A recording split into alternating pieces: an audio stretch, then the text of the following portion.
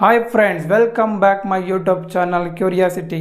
ಹೌದು, ಜಗತ್ತಿನ ಅತಿ ದೊಡ್ಡ ದೇಶದ ಅಧ್ಯಕ್ಷರಾಗಿರುವ ವ್ಲಾಡಿಮಿರ್ ಪುಟಿನ್ ಅವರು ತಮ್ಮ ದೇಶದ ವಿಜ್ಞಾನಿಗಳಿಗೆ ಸಾವನ್ನೇ ಗೆಲ್ಲುವಂತಹ ಔಷಧಿಯನ್ನು ಕಂಡುಹಿಡಿಯಿರಿ ಮತ್ತು ವಯಸ್ಸಾಗದಿರುವಂತಹ ಔಷಧಿಯನ್ನು ಕಂಡುಹಿಡಿಯಿರಿ ಮತ್ತು ವಯಸ್ಸಾದವರನ್ನು ಯುವಕರನ್ನಾಗಿಸುವಂತಹ ಔಷಧಿಯನ್ನು ಕಂಡುಹಿಡಿಯಿರಿ ಎಂದು ಆದೇಶವನ್ನು ನೀಡಿದ್ದಾರೆ. ಅವರು ಯಾಕೆ ಈ ರೀತಿಯ ಆದೇಶವನ್ನು ನೀಡಿದರು ಮತ್ತು ರಷ್ಯಾದ ವಿಜ್ಞಾನಿಗಳು ಇದಕ್ಕೆ ಸಂಬಂಧಿಸಿದಂತೆ ಕಂಡುಹಿಡಿದಿರುವ ಔಷಧದ ಶಕ್ತಿ ಎಷ್ಟು ಮತ್ತು ಪುರಾತನ ಭಾರತದ ಋಷಿಮುನಿಗಳು ಸಾವನ್ನು ಗೆಲ್ಲುವುದರ ಬಗ್ಗೆ ತಿಳಿಸಿದಂಥ ತಂತ್ರಗಳು ಯಾವುದು ಮತ್ತು ಮನುಷ್ಯನು ಸಾವನ್ನು ಗೆಲ್ಲುವುದರಿಂದ ಆಗುವಂತಹ ಅನುಕೂಲಗಳೇನು ಮತ್ತು ಅನಾನುಕೂಲಗಳೇನು ಎಂಬಂಥ ಆಸಕ್ತಿಕರ ವಿಚಾರಗಳನ್ನು ಈ ವಿಡಿಯೋದಲ್ಲಿ ಚರ್ಚಿಸುತ್ತಾ ಹೋಗೋಣ. ಅದಕ್ಕೆ ಮೊದಲು ದಯವಿಟ್ಟು ನಮ್ಮ ಚಾನಲನ್ನು ಸಬ್ಸ್ಕ್ರೈಬ್ ಮಾಡಿ ನಮಗೆ ಸಪೋರ್ಟ್ ಮಾಡಿ. ನೀವು ಸಬ್ಸ್ಕ್ರೈಬ್ ಮಾಡೋದ್ರಿಂದ ನಿಮಗೆ ಯಾವುದೇ ಹಣ ಕಟ್ಟಾಗೋದಿಲ್ಲ, ಬದಲಾಗಿ ನಮಗೆ ಇನ್ನಷ್ಟು ಮತ್ತಷ್ಟು ಉತ್ತಮವಾದ ವಿಡಿಯೋಗಳನ್ನು ಮಾಡಲು ಸ್ಫೂರ್ತಿ ಮತ್ತು ಚೈತನ್ಯ ಸಿಗುತ್ತೆ. ಹಾಗಾಗಿ ದಯಮಾಡಿ ಸಬ್ಸ್ಕ್ರೈಬ್ ಮಾಡಿ.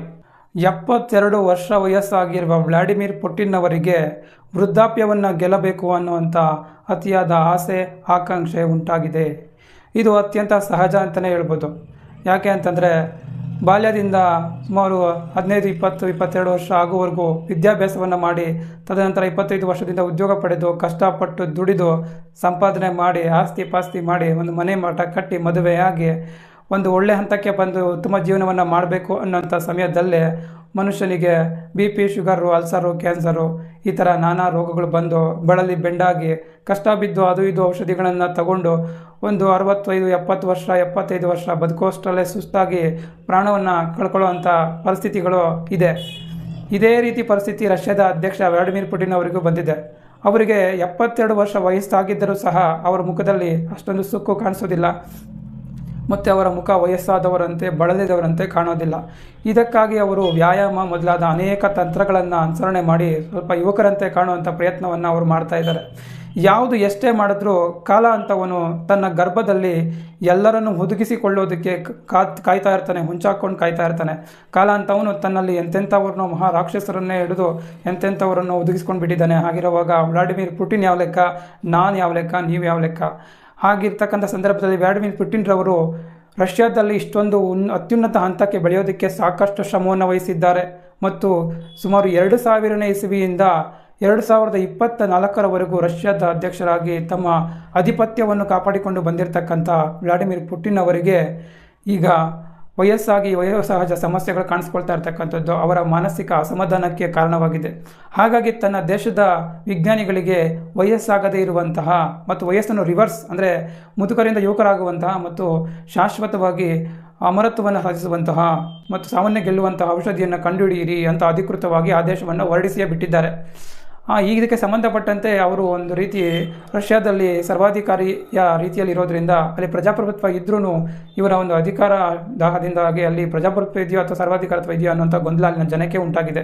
ಆ ಥರ ಪರಿಸ್ಥಿತಿ ಇದೆ. ಹಾಗಿರೋದ್ರಿಂದ ಅಲ್ಲಿರ್ತಕ್ಕಂಥ ವಿಜ್ಞಾನಿಗಳಿಗೆ ಅನಿವಾರ್ಯವಾಗಿ ಔಷಧಿಯನ್ನು ಕಂಡುಹಿಡಿಯಲೇಬೇಕಾದಂಥ ಅನಿವಾರ್ಯತೆ ಉಂಟಾಗಿದೆ ಮತ್ತು ಇದಕ್ಕಾಗಿ ಅವರು ರಾತ್ರಿ ಹಗಲು ಕಷ್ಟಪಟ್ಟು ಅನೇಕ ಪ್ರಯೋಗಗಳನ್ನು ಮಾಡಿ ಒಂದು ಔಷಧಿಯನ್ನು ಕಂಡುಹಿಡಿದೇ ಬಿಟ್ಟಿದ್ದಾರೆ. ಈ ಔಷಧಿಯನ್ನು ಇಲಿಗಳ ಮೇಲೆ ಪ್ರಯೋಗ ಮಾಡಿದಾಗ ಇಲಿಗಳ ಆಯಸ್ಸು 25-30 ಪಟ್ಟು ಹೆಚ್ಚಾಗಿದೆ ಅಂತ ತಿಳಿದು ಬಂದಿದೆ. ಈ ರೀತಿ ಆಯಸ್ಸು ಹೆಚ್ಚಾಗಿರೋದ್ರಿಂದ ಇದನ್ನು ಮನುಷ್ಯರ ಮೇಲೂ ಪ್ರಯೋಗ ಮಾಡಿ ಮನುಷ್ಯರ ಮೇಲೆ ಇದು ಉತ್ತಮ ಪ್ರಭಾವವನ್ನು ತೋರಿಸಿದ್ದೆ. ಆದರೆ ಮನುಷ್ಯರು ಹೀಗೆ ಬದುಕ್ತಾ ಇರ್ತಕ್ಕಂಥದ್ದು ಕನಿಷ್ಠ ಒಂದು 75 ವರ್ಷ ಬದುಕಿದ್ರೆ ಹೆಚ್ಚು ಅಂತ ಹೇಳ್ಬೋದು. ರಷ್ಯಾದಲ್ಲೂ ಸಹ ಜನರ ಇದು ಜೀವಿತಾವಧಿ ಎಷ್ಟಿದೆ ಅಂತ ಗಮನಿಸೋದಾದರೆ 73 ವರ್ಷ, ಸರಾಸರಿ ಜೀವಿತಾವಧಿ 73 ವರ್ಷ ಇದೆ ರಷ್ಯಾದಲ್ಲಿ. ಹಾಗಾಗಿ ಈ ಒಂದು 25% ಆಯುಸ್ ಹೆಚ್ಚಾದ್ರೂ 100 ವರ್ಷ ಆರೋಗ್ಯವಾಗಿ ಬದುಕುವಂಥ ಸಾಧ್ಯತೆ ಇದೆ. ಆದರೆ ಇದಕ್ಕಿಂತ ಉತ್ತಮವಾದ ಔಷಧಿಗಳನ್ನು ಕಂಡುಹಿಡಿಯುವಂಥ ಪ್ರಯತ್ನವನ್ನು ಮಾಡ್ತಾ ಇದ್ದಾರೆ ಮತ್ತು ಆ ಔಷಧಿಗಳನ್ನು ಮನುಷ್ಯರ ಮೇಲೆ ಪ್ರಯೋಗಿಸುವಂಥ ಪ್ರಯತ್ನಗಳನ್ನು ಸಹ ಮಾಡ್ತಾ ಇದ್ದಾರೆ. ಹೀಗಿರ್ತಕ್ಕಂಥ ಸಂದರ್ಭದಲ್ಲಿ ಈ ರೀತಿ ಔಷಧಿಗಳನ್ನು ಕಂಡುಹಿಡಿಯೋದು ತನ್ನ ಸ್ವಾರ್ಥಕ್ಕಲ್ಲ. ತನ್ನ ದೇಶದಲ್ಲಿ 14 ಕೋಟಿ ಜನಸಂಖ್ಯೆ ಇದೆ, ಅದರಲ್ಲಿ ಅರ್ಧಕ್ಕಿಂತ ಹೆಚ್ಚು ಜನ ವಯಸ್ಸಾದವರೇ ಇದ್ದಾರೆ. ಮುಂದಿನ ದಿನಗಳಲ್ಲಿ ನಮ್ಮ ದೇಶದಲ್ಲಿ ಜನಸಂಖ್ಯೆ ಕುಸಿಯುವಂಥ ಸಾಧ್ಯತೆ ಇದೆ. ಯಾಕಂದರೆ ಎಲ್ಲ 60, 65, 70 ವರ್ಷದವರೇ ಇದ್ದಾರೆ. ಇವರೆಲ್ಲ ಸಾಯ್ತಾ ಬಂದರೆ ದೇಶದ ಜನಸಂಖ್ಯೆ ಕುಸಿಯುತ್ತೆ. ಒಂದು ದೇಶದಲ್ಲಿ ಜನಸಂಖ್ಯೆ ವರನೂ ಹೌದು ಶಾಪನೂ ಹೌದು. ಅತಿಯಾಗಿ ಕಡಿಮೆ ಜನಸಂಖ್ಯೆನೂ ಇರಬಾರ್ದು, ಅತಿ ಹೆಚ್ಚು ಇರಬಾರ್ದು. ಇದು ಕೆಟ್ಟ ಪರಿಣಾಮಗಳನ್ನು ಉಂಟು ಮಾಡುತ್ತೆ. ಹಾಗಾಗಿ ಅತಿಯಾಗಿ ಕಡಿಮೆ ಆಗ್ತಾ ಇರ್ತಕ್ಕಂಥ ತನ್ನ ದೇಶದ ಜನಸಂಖ್ಯೆಯನ್ನು ಕಾಪಾಡಬೇಕು, ತನ್ನ ದೇಶದ ವೃದ್ಧರ ಆಯಸ್ಸನ್ನು ಹೆಚ್ಚಿಸಬೇಕು ಮತ್ತು ವೃದ್ಧರನ್ನು ಯುವಕರಂತೆ ಮಾಡಿ ದೇಶಕ್ಕೆ ಪ್ರಯೋಜನ ಆಗುವ ರೀತಿ ಮಾಡಬೇಕು ಅನ್ನುವಂಥ ನೆಪವನ್ನು ಕೊಟ್ಟಿದ್ದಾರೆ. ನನಗನಿಸಿದಾಗೆ ವ್ಲಾಡಿಮಿರ್ ಪುಟಿನ್ ಅವರ ಸ್ವಾರ್ಥನೇ ಇದರಲ್ಲಿ ಹೆಚ್ಚಾಗಿದೆ ಅಂತ ಅನಿಸುತ್ತೆ. ಮತ್ತು ತನ್ನ ದೇಶದಲ್ಲಿರ್ತಕ್ಕಂಥ ವೃದ್ಧರಿಗೂ ಅನುಕೂಲ ಆಗಲಿ ಅನ್ನುವಂಥ ಒಂದು ಕಾರಣವನ್ನು ಕೊಟ್ಟಿದ್ದಾರೆ. ಮತ್ತು ಇದಕ್ಕೆ ಬೇಕಾಗುವಂಥ ಎಲ್ಲ ಆರ್ಥಿಕ ಸಹಾಯಗಳನ್ನು ಸಹ ಇವರು ಮಾಡಿ ಈ ಸಂಶೋಧನೆಯನ್ನು ಮಾಡಿ ಎಂದು ವಿಜ್ಞಾನಿಗಳ ಮೇಲೆ ಒತ್ತಡವನ್ನು ಹಾಕ್ತಾ ಇದ್ದಾರೆ. ಮತ್ತು ಅವರು ರಾತ್ರಿ ಹಗಲು ಕಷ್ಟಪಟ್ಟು ಔಷಧಿಯ ಸಂಶೋಧನೆಯಲ್ಲಿ ತೊಡಗಿದ್ದಾರೆ. ಮತ್ತು ಇದಕ್ಕೆ ಬೇಕಾದಂಥ ಎಲ್ಲ ಆರ್ಥಿಕ ಸೌಲಭ್ಯವನ್ನು ಸಹ ವ್ಲಾಡಿಮಿರ್ ಪುಟಿನ್ ಅವರ ಸರ್ಕಾರ ನೀಡಿದೆ. ಈ ರೀತಿ ಇವರು ಪ್ರಯತ್ನ ಮಾಡ್ತಾನೇ ಇದ್ದಾರೆ. ಮತ್ತು ಇದು ರಷ್ಯಾದ ಜನಸಂಖ್ಯೆಯನ್ನು ಕುಸಿಯದೇ ಇರೋ ರೀತಿ ಮಾಡುತ್ತಾ ಅನ್ನೋದು ಮುಂದಿನ ದಿನಗಳಲ್ಲಿ ಗೊತ್ತಾಗುತ್ತೆ. ಮತ್ತು ನಮ್ಮ ಭಾರತ ದೇಶದಲ್ಲಿ ಇಂಥ ಪ್ರಯತ್ನಗಳಾಗಿದ್ದಾವ ಅಂತ ನೋಡೋದಾದರೆ ನಮ್ಮ ಋಷಿ ಮುನಿಗಳು ಮತ್ತು ಯೋಗಿಗಳು ಸುಮಾರು ವರ್ಷಗಳ ಮೊದಲೇ ಈ ರೀತಿಯಾಗಿ ತಿಳಿಸಿದ್ದಾರೆ. ಏನು ಅಂತಂದರೆ ಮನುಷ್ಯನನ್ನು ಅಮರನಾಗುವ ಸಾಧ್ಯತೆಗಳು ಏನು ಅಂತ. ಮನುಷ್ಯನು ಅಮರನಾಗಲು ಔಷಧಿಯಿಂದ ಸಾಧ್ಯವಿದೆ ಅನ್ನೋಂಥ ಮಾತು ಕೆಲವೊಂದು ಗ್ರಂಥಗಳಲ್ಲಿದೆ. ಆ ಔಷಧಿಗಳು ಸಾಮಾನ್ಯವಾದ ಔಷಧಿಗಳಲ್ಲ. ಉದಾಹರಣೆಗೆ ಲಕ್ಷ್ಮಣರವರು ಮೂರ್ಛೆ ಹೋಗಿದ್ದಾಗ ಹನುಮಂತರವರು ಸಂಜೀವಿನಿಯನ್ನು ಎತ್ತುಕೊಂಡು ಬಂದವರನ್ನು ಬದುಕಿಸ್ತಾರೆ.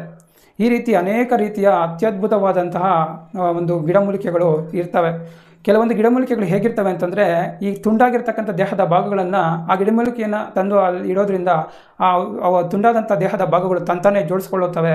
ಈ ರೀತಿ ಅನೇಕ ಔಷಧಿಗಳ ಬಗ್ಗೆ ನಮ್ಮ ಪುರಾತನ ಗ್ರಂಥಗಳಲ್ಲಿದೆ. ಮತ್ತು ಸಾವನ್ನು ಗೆಲ್ಲುವಂಥ ಔಷಧಿಯನ್ನು ಸಹ ತಮ್ಮ ಪುರಾತನ ಋಷಿಮುನಿಗಳು ಕಂಡುಹಿಡಿದಿದ್ದರು. ಆದರೆ ಪ್ರಪಂಚ ಒಂದು ಅಸ್ತವ್ಯಸ್ತ ಆಗುತ್ತೆ ಮತ್ತು ಪ್ರಪಂಚದಲ್ಲಿ ಇದು ವಿನಾಶಕಾರಿ ಪರಿಣಾಮಗಳನ್ನು ಉಂಟು ಮಾಡುತ್ತೆ ಅಂದ್ಬಿಟ್ಟು ಈ ಒಂದು ರಹಸ್ಯವನ್ನು ಯಾರಿಗೂ ತಿಳಿಸೋದಕ್ಕೆ ಹೋಗಿಲ್ಲ. ಆದರೆ ಮನುಷ್ಯನ ಅಮರತ್ವನಾಗೋದಕ್ಕೆ ಔಷಧಿಯಿಂದ ಸಾಧ್ಯವಿದೆ ಅನ್ನೋಂಥ ಮಾತನ್ನು ಹೇಳಿದ್ದಾರೆ. ಮತ್ತು ಇನ್ನೊಂದು ಯೋಗದಲ್ಲಿ ಒಂದು ತಂತ್ರ ಇದೆ.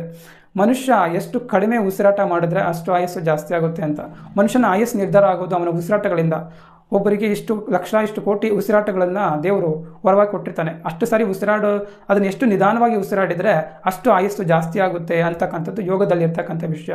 ಇದು ತುಂಬ ಸೂಕ್ಷ್ಮವಾದ ವಿಚಾರ ಆಗಿರೋದ್ರಿಂದ ಇದರ ಬಗ್ಗೆ ಇನ್ನೊಂದು ವಿಡಿಯೋದಲ್ಲಿ ಸವಿಸ್ತರವಾಗಿ ಹೇಳ್ತೀನಿ. ಆದರೆ ಉಸಿರನ್ನು ಎಷ್ಟು ಕಡಿಮೆ ಆಡಿದರೆ ಅಷ್ಟು ಆಯಸ್ಸು ಜಾಸ್ತಿ ಆಗುತ್ತೆ. ಉದಾಹರಣೆಗೆ ಆಮೆ ಅಂತಕ್ಕಂಥದ್ದು ಒಂದು ನಿಮಿಷಕ್ಕೆ 4 ಸರಿ ಉಸಿರಾಟ ಮಾಡುತ್ತೆ.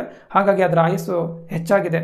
ಯಾವ ಪ್ರಾಣಿಗಳು ಅತಿ ವೇಗವಾಗಿ ಉಸಿರಾಡ್ತವೆ, ಉದಾಹರಣೆಗೆ ನಾಯಿ, ಕೋತಿ ಮುಂತಾದ ಜೀವಿಗಳು ಅತಿ ವೇಗವಾಗಿ ಉಸಿರಾಡ್ತವೆ, ಅವುಗಳ ಆಯಸ್ಸು ತುಂಬ ಕಡಿಮೆ ಇರುತ್ತೆ. ಮನುಷ್ಯನು ಸಾಧಾರಣವಾಗಿ ಉಸಿರಾಟ ಮಾಡ್ತಾನೆ, ಹಾಗಾಗಿ ಮನುಷ್ಯನ ಆಯಸ್ಸು ಸ್ವಲ್ಪ ಜಾಸ್ತಿ ಇದೆ. ಹೀಗೆ ಮನುಷ್ಯನು ಯೋಗವನ್ನು ಸಾಧನೆ ಮಾಡಿ ಮನುಷ್ಯನ ಪರಿಪಕ್ವ ಮಾಡಿ ಪರಿಶುದ್ಧತೆಯನ್ನು ಸಾಧಿಸಿ ಅತ್ಯಂತ ನಿಧಾನವಾಗಿ ಉಸಿರಾಟ ಆಡ್ದ ಅಂದರೆ ಆತನ ಆಯಸ್ಸು ಏನಿದೆ ಅದು ಡಬಲ್ ತ್ರಿಬಲ್ ಆಗುತ್ತಾ ಹೋಗುತ್ತೆ. ಮನುಷ್ಯನು ತನ್ನ ದೇಹಕ್ಕೆ ಏನೂ ಹಾನಿ ಆಗದೇ ಇರುವ ರೀತಿ ನಿಧಾನವಾಗಿ ಉಸಿರಾಟ ಆಡಿದ್ರೆ ಅಥವಾ ಉಸಿರನ್ನು ನಿಲ್ಲಿಸುವಂಥ ಒಂದು ಶಕ್ತಿಯನ್ನು ಪಡ್ಕೊಂಡ್ರೆ ಅವನಿಗೆ ಸಾವಿರೋದಿಲ್ಲ ಅಂತ ಹೇಳ್ತಾರೆ. ಇವಾಗ ನಮ್ಮ ದೇಶದಲ್ಲಿ ಸಪ್ತ ಚಿರಂಜೀವಿಗಳು ಅಂತ ಹೇಳ್ತಾರೆ. ಇವರಷ್ಟೇ ಅಲ್ದಿರ ಹಿಮಾಲಯದಲ್ಲಿ ಅನೇಕ ಋಷಿಮುನಿಗಳು ಸಾವಿರಾರು ಲಕ್ಷಾಂತರ ವರ್ಷಗಳಿಂದ ಬದುಕಿದ್ದಾರೆ ಅನ್ನುವಂಥ ಮಾತಿದೆ. ಉದಾಹರಣೆಗೆ ಮಹಾತವರ್ ಬಾಬಾಜಿ ಅವರು ಸುಮಾರು 1 ಲಕ್ಷ ವರ್ಷಗಳಿಂದ ಬದುಕಿದ್ದಾರೆ ಅನ್ನುವಂಥ ಮಾತಿದೆ. ಹೀಗೆ ಅನೇಕ ಮಹಾಪುರುಷರು ಸಾವನ್ನು ಗೆದ್ದಿದ್ದಾರೆ. ಮತ್ತು ಭಾರತದಲ್ಲಿ ಸಾವನ್ನು ಗೆಲ್ಲಬೇಕು ಅಂತಂದರೆ ಅದಕ್ಕೊಂದು ಅರ್ಹತೆ ಇರಬೇಕು. ಎಲ್ಲರೂ ಸಾವನ್ನು ಗೆಲ್ಲೋದಕ್ಕಾಗೋದಿಲ್ಲ. ಅವ್ರ ಮನಸ್ಸು ಪರಿಶುದ್ಧವಾಗಿರಬೇಕು ಮತ್ತು ಅವರ ಪ್ರಪಂಚಕ್ಕೆ ಅವರು ಉಪಯೋಗ ಆಗೋ ರೀತಿ ಇರಬೇಕು. ಆವಾಗ ಪ್ರಕೃತಿ ಅವರಿಗೆ ಸಾವನ್ನು ಗೆಲ್ಲುವಂಥ ಶಕ್ತಿಯನ್ನು ನೀಡುತ್ತೆ ಅಂತ ನಮ್ಮ ಒಂದು ಪುರಾತನ ಗ್ರಂಥಗಳಲ್ಲಿ ಇದೆ.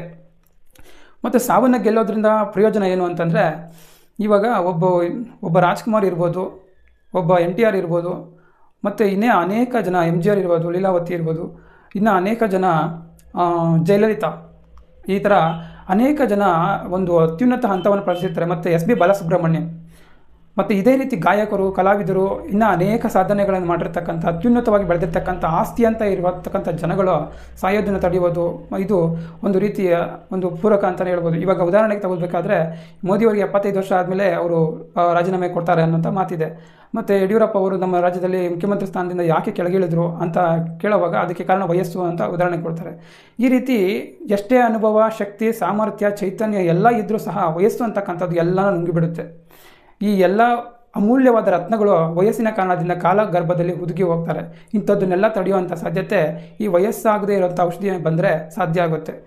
ಇನ್ನೊಂದು ಸಮಸ್ಯೆ ಏನಾಗುತ್ತೆ ಅಂತಂದರೆ ಇವಾಗ ಅಲೆಕ್ಸಾಂಡರ್ ಅವರು ಇಡೀ ಪ್ರಪಂಚವನ್ನೇ ಗೆಲ್ತೇನೆ ಅಂತ ಹೋದರು. ಆದರೆ ಅವರು ತಮ್ಮ ಚಿಕ್ಕ ವಯಸ್ಸಿನಲ್ಲೇ ಅಂದರೆ ಒಂದು 35 ವರ್ಷಕ್ಕಿಂತ ಕಡಿಮೆ ವಯಸ್ಸಿನಲ್ಲೇ ಅವರು ಮೃತಪಟ್ಟುಬಿಟ್ರು.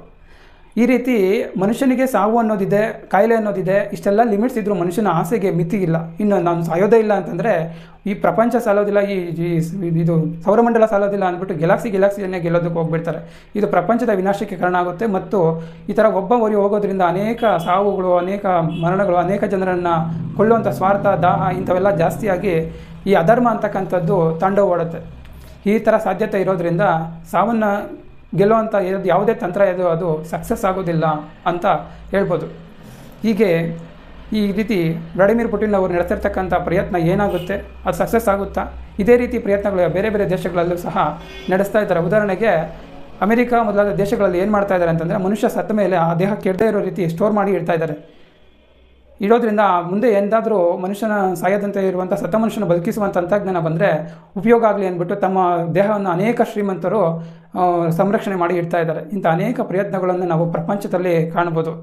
ಇದೆಲ್ಲ ಮುಂದೆ ಎಲ್ಲಿಗೆ ಹೋಗುತ್ತೆ, ಏನಾಗುತ್ತೆ ಅನ್ನೋದನ್ನು ಕಾದು ನೋಡೋಣ. ನಿಮಗೆ ಈ ವಿಡಿಯೋದ ಬಗ್ಗೆ ನಿಮ್ಮ ಅಭಿಪ್ರಾಯ ಏನು ಅನ್ನೋದನ್ನು ಕಮೆಂಟ್ ಮಾಡಿ, ಮತ್ತು ದಯವಿಟ್ಟು ತಪ್ಪದೆ ನಮ್ಮ ಚಾನಲನ್ನು ಸಬ್ಸ್ಕ್ರೈಬ್ ಮಾಡಿ. ನೀವು ಸಬ್ಸ್ಕ್ರೈಬ್ ಮಾಡೋದ್ರಿಂದ ನಾವು ಇದೇ ತರಹದ ಇನ್ನೂ ಅತ್ಯುತ್ತಮ ವಿಡಿಯೋಗಳನ್ನು ಮಾಡೋದಕ್ಕೆ ಸಹಕಾರಿಯಾಗುತ್ತೆ. ಹಾಗಾಗಿ ದಯವಿಟ್ಟು ಸಬ್ಸ್ಕ್ರೈಬ್ ಮಾಡಿ. ಮುಂದಿನ ವಿಡಿಯೋದಲ್ಲಿ ಭೇಟಿಯಾಗೋಣ. ಅಂಟಿಲ್ ದೆನ್, ಟೇಕ್ ಕೇರ್, ಬಾಯ್.